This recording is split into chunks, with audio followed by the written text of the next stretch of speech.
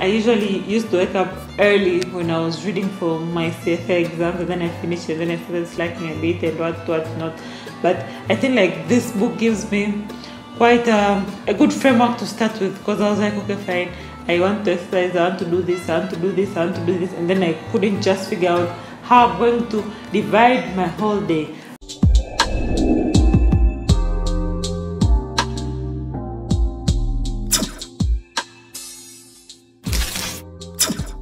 Hi guys, welcome back to my channel. I hope you guys are doing well.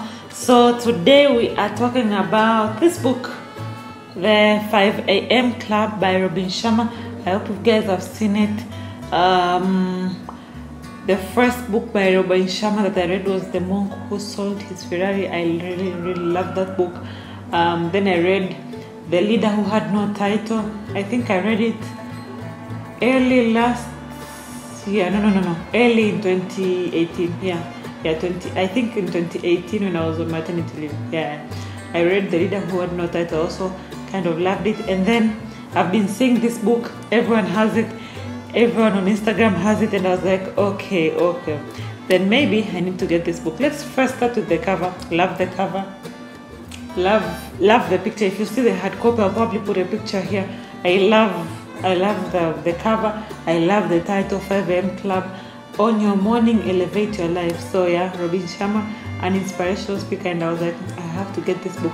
But usually when my usual thought is, I usually don't like reading books by the same author, because sometimes, most of the time I read books, I love maybe one book, and then the second book is not usually to par as the first book. So I'm usually like, should I read it, should I not? So I've been seeing this book so many times, and I was like, okay, should I read it, should I not, should I?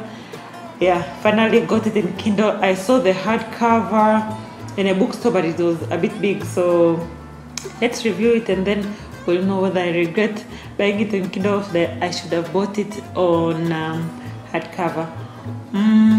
So let's talk about the premise of the book. The premise of this book is wake up at 5, and basically the concept is wake up at 5, and from 5 to 6 there are 3 things you should be doing. He divides that hour into 20 minutes each.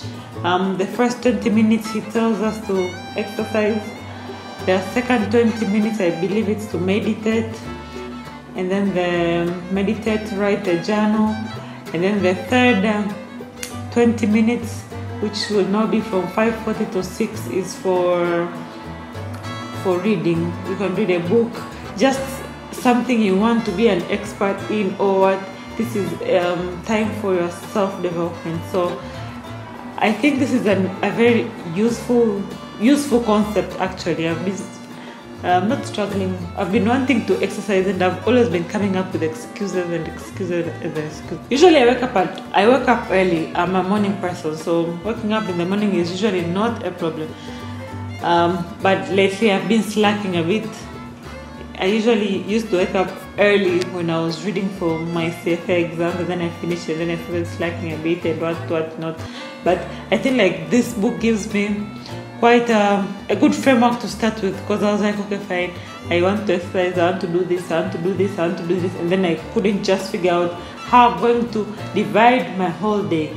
But yes, 20 minutes in the morning for exercise, for journaling, and for reading. I think that's kind of useful. So since I started reading the book, have I woken up at 5? Yeah, I actually have. Sometimes I wake up, sometimes I'm like, okay, let me start reading first, and then I'm reading my book, and then I sleep, and then I just mess it up. But sometimes I've woken up, sometimes I've not, which really, the book says you should do it for 66 days. I should strive to be a bit more consistent. In terms of, did I like the book? I've read The Monk Who Sold His Ferrari. That was quite a while back. I don't know how many years ago. I loved the book. I think this book was a bit too long. Maybe it's just me. Even because when I saw the hard copy in the book, so it was a bit big, and I was like, it was a bit big. I thought it was a bit too long. Probably it dragged a bit, but I don't know. Yeah, I feel like it could have been shorter. But yeah, I want to share some some thoughts that I got from the book, apart from the waking up at 5 and 20 things you should be doing between 5 and 6. The first thing he writes, one of the quotes I love: for what it's worth, it's never too late, or in my case, too early to be whoever you want to be. I hope it's never too late. So I think this is quite a good quote. It's never too late. If you think you've messed up somewhere, you can always start. I mean, time is there. You can always start. It doesn't matter at what age or what. It is never too late. And then there's this other quote that I extremely love, from Theodore Roosevelt, and he also quotes it in the book. It's not the critic who counts, not the man who points out how the strong man stumbles, or where the doer of the deeds could have done better. The credit belongs to the man who is actually in the arena, whose face is marred by dust and sweat and blood, who strives valiantly, who errs, who comes short again and again, because there's no effort without error and shortcoming, but who does actually strive to do the deeds, who know great enthusiasms, the great devotions, who spends himself in a worthy cause, who at best knows in the end of the triumph of high achievement, and who, at worst, if he fails, at least he fails while daring greatly, so that his place shall never be with those old and timid souls who neither know defeat nor victory. I mean, this is one of the best quotes. It's not the critic who counts. All the credit belongs to the person who is actually in the arena, who is doing the work. I think if we could apply this quote in our lives, it could be much better. We will not think so much of what people are thinking, or what we'll just be doing the things we are scared about, because usually it's not the critic who counts, it's the person who is actually, the credit all belongs to the person who is in the arena. Another thing that I learned from the book, and I'm going to read, I heard a man say he needed to lose weight before he could start running. Imagine that. Lose the weight so that he could initiate the running habit. That's like a writer who waits for inspiration to begin the book, or the manager who waits for a promotion to lead the field, or a startup that waits for full funding before launching a status quo disruptive product. The flow of life rewards positive action and punishes hesitation. I think this is extremely important. Sometimes we look for motivation or what, and we don't get it. If you want to do something, just do it. Sometimes you just don't have to wait for everything to align. Some things may never align. Even I was reading this book by Ted Turner, the founder of CNN. He was like, yes, when they're starting CNN, they didn't even have enough money, and they just started, and they're like, fine, if we fail, we can sell it off after a few months, because it was expensive running the business. So it was like, but if it's successful, then you could go to the bank and get some debt. So sometimes I think we overthink things. We want everything to be in line, but most of the time you want to do something, just start with what you have, just start, and things will fall into place with time. I think Sharma is also known for encouraging people to be their best, to be the best leaders, to give out exceptional work. He writes in the book, the grade of work you offer to the world reflects the strength of respect you have for yourself. Those with unfathomable personal esteem wouldn't dare send out anything average. It would diminish them too much. So always send the best work. Don't be a timid soul, or someone who is always sending substantial work. Always strive to be the best. If you're given something to do, strive for it to be at the best quality before you send it off. But that is also not to diminish the fact that sometimes it's also not good to be perfectionist. I think there's this quote that says that done is better than perfect. Sometimes you can spend so much time trying to perfect something and it might not be worth it. So sometimes it's just like, is it done? Yes, done is better than perfect. You might want perfect and you might never get it.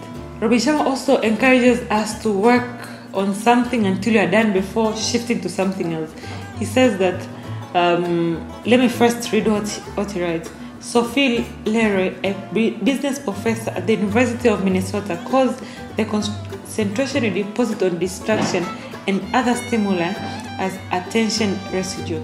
She's found that people are far less productive when they're constantly interrupting themselves by shifting from one task to another, throughout the day, because they leave their valuable pieces of their attention on too many different pursuits.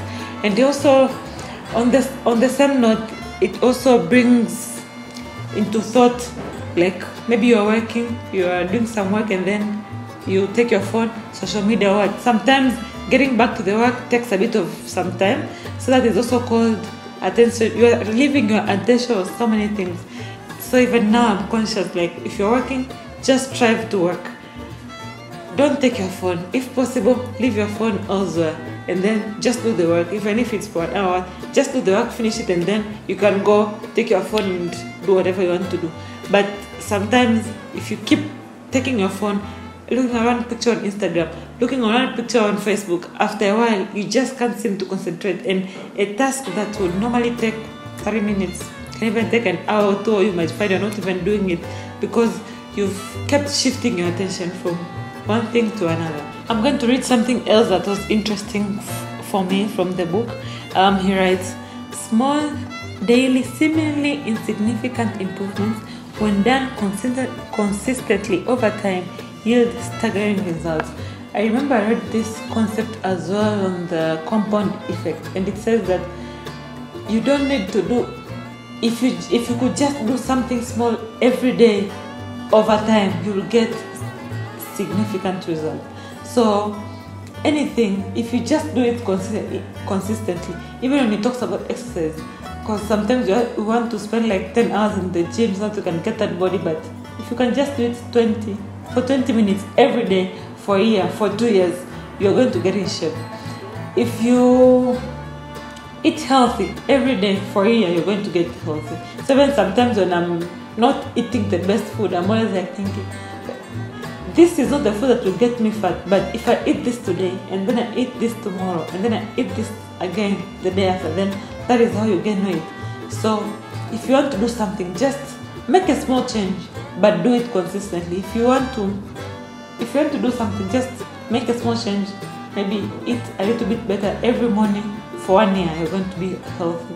Stop doing something that maybe every day you're eating ice cream. Just stop doing that, and then you'll find out that you'll get significant results. And Sharma also talks about keeping the most important tasks for morning and start with it. There's a concept he introduces that he says that he calls it the 1991 rule. Like for 90 days, just do one task for 90 minutes. For 90 days, do one task for 90 minutes that you think will elevate you, that will make you grow, so I think there was a time I used to do this. I don't know what it was I had to do in the office, but I would list down my most important task of the day, and then immediately when I get to the office, I start with it. You just do it even if for 2 hours, and then the rest of the things come as the day goes, and you find that you accomplish so much more. But if you keep, there are those things that we are supposed to do, but they're maybe hard, and you're like, okay, let me leave it for tomorrow, let me leave it, I'll start doing it at 11, I'll start doing it at 1, and then in the end of the day, you've not really done them, which I just remembered, I have something I've been pushing, procrastinating, just do it, so just do one thing for 90 days consistently, so you can think, what is it I want to do consistently for 90 days that will elevate me? Or maybe you are thinking, maybe you have to read something, or what. You can decide, okay, fine, I'm waking up extremely early in the morning and I'm going to do this every day for 90 days. You're going to proceed quite further. I also love the book because it also talks about other important things such as resting. He encourages us to rest. You can't all work and no play, leaves Jack a double. So yes, you are going to deplete yourself if you're just working. You also have to rest. And he's also someone who talks about experiences, invest in experiences, not in things. That is something I always want to do. I'm not there yet, but I'm always like, this is something I really want to do, just to invest in experiences or not. So those are the few lessons that I share with you on the 5 AM Club. I would recommend you read this book. I think it's a bit too long, but I'm sure if you read it, there's important things that you are going to grasp. If you've never read a Sharma book, I definitely recommend reading this book.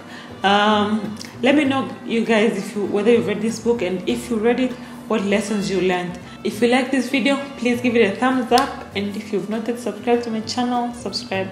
I will see you next time.